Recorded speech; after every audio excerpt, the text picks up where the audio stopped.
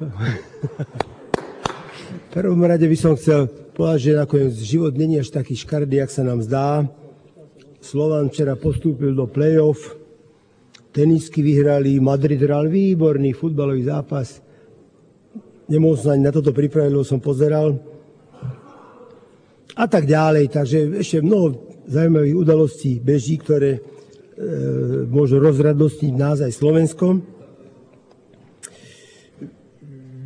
Je to téma teraz o zákone pána Škripeka. Ešte treba na úvod povedať, že nič nie je krajšie ako žena, neexistuje krajšia architektúra, neexistuje obetavejšia osoba, ako je žena. A teda všetkým treba zaželať veľa radosti zo života, krásy, dobroty, trpezlivosti, obety a samozrejme Božieho požehnania, aby tento svoj mnohostranný údel vedeli ďalej niesť. Valentín ako taký zákon nie veľmi uznáva, lebo je v tom veľa komercie, prišlo to z Ameriky, tam je to úplne hrozné. Ale zase za chvíľu budeme mať aj Medzinárodný deň žien, ten som tiež neuznával, ale keď som bol v Ríme, tak som videl, že má to svoje čaro, keď 8. marca všetkým ženám nosia mimózy, ktorí už dávno tam kvitnú, takže odtedy ho uznávam, ale máme aj Deň matiek a treba si na ženy spomenúť, tak vlastne troška to súvisí s tým zákonom, ktorý teraz dávame. Som presvedčený, že napriek mnohým nefér kritikám tohto návrhu novely zákona číslo 445/90, že táto novela je určite potrebná. 23 rokov sa vlastne s týmto nesmelým, povedal by som, symbolickým zákonom z roku 1990, číslo 445, sa vlastne nič nedialo. Odtedy sa situácia podstatne zmenila, pričom prakticky neexistujú žiadne pravidlá, ktoré by napríklad chránili mládež pred takýmito nežiaducimi vplyvmi. V tomto zákone ide v podstate o obrázkové reportáže, o články v novinách, v časopisoch, aj keď je to téma širšia, a určite sa k tomu musíme vrátiť v nejakých ďalších novelách alebo aj zákonoch do budúcnosti. Napríklad obrovské billboardy, ktoré mnohých tiež urážajú, letáky v dopravných prostriedkoch, plagáty na zástavkách. Nehovoriac už o internetu, ktorý je absolútne prakticky bez kontroly. Už včera niekto povedal, že na 3 kliky sa dá všade dostať. Ja by som povedal, že aj na 2 sa dá, keď ste šikovní. Proste všetko toto by malo mať nejakú reguláciu a nejaké pravidlá hry, najmä v súvislosti s ochranou mládeže. Minule sa mi vnúčik pár ročný opýtal, že detko, čo to je diabolská erekcia? Tak pozeral sa na veľký billboard, kde nejaký čert s nejakými tabletkami sa tam usmieval, no tak som to ťažko vedel vysvetliť, ale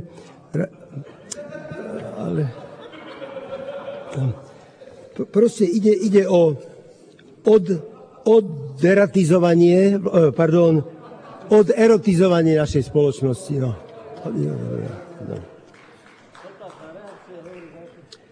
Dobre, a už teraz vážne, vážení, prepáčte. No.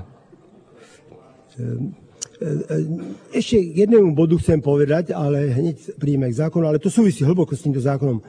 Mám doma materiál farmafirmy, ktorý hovorí o hormonálnej antikoncepcii.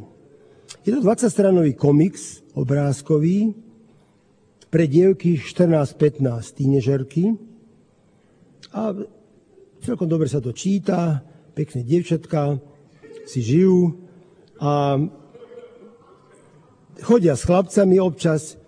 A jedna sa raz mame prizná, podľa toho komiksu, že teda s tými chlapcami nechodia iba guľky hrávať, ale že sa občas aj tam všeličo deje. Mamička sa troška zjastrí, ale je rozumná, zoberie dievčatko, ide s ňou hneď k gynekologovi na druhý deň. Pán poslanec, ale držme sa radšej zákona. Dobre, ja viem, že to všetkých zabáva, ale dobre. Prepáčte, pani, nejako mi to ušlo, no ale už... Nie, toto je ale vážna vec v tomto, že tento materiál sa zadarmo rozdáva ako propagácia farmafiriem a patrí presne po takéto tlačovení. Proste uzáver je takýto. Mamička ide lekárovi, lekár hneď vyťahne, najprv zistí, že nie je v druhom stave, OK, fajn, potom predpíše nejaké tabletky, hormonálnu antikoncepciu a dieťatko je zachránené, mamička mu to dá do kabelky, večer ide na rande, mamička je spokojná, všetko je happy. Dobre.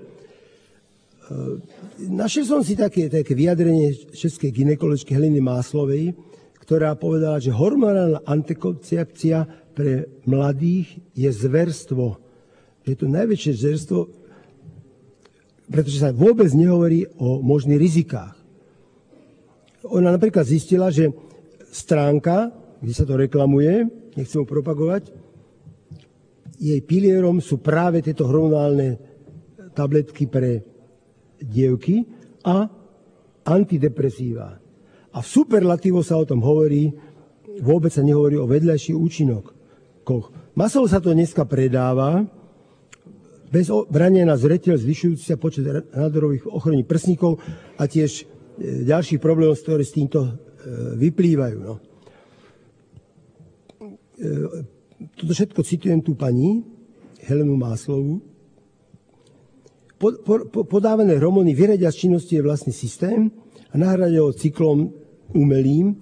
Presne to dievčatá sú typickými kandidátmi na neplodnosť a stretávam sa s nimi vo svojej ordinácii, píše pani Máslova. V 15 začne s antikoncepciou, 28 vysadí a v 30 sa lieči na neplodnosť a o ďalšie 2 roky ide na umelé oplodnenie. Už nechcem toto ďalej hnať, ale pani Máslova upozoruje na veľmi nezanedbateľné riziko trombózy. Nedávno aj v našich novinách bežali články s tým tabletkami Diana. Naraz, hurá.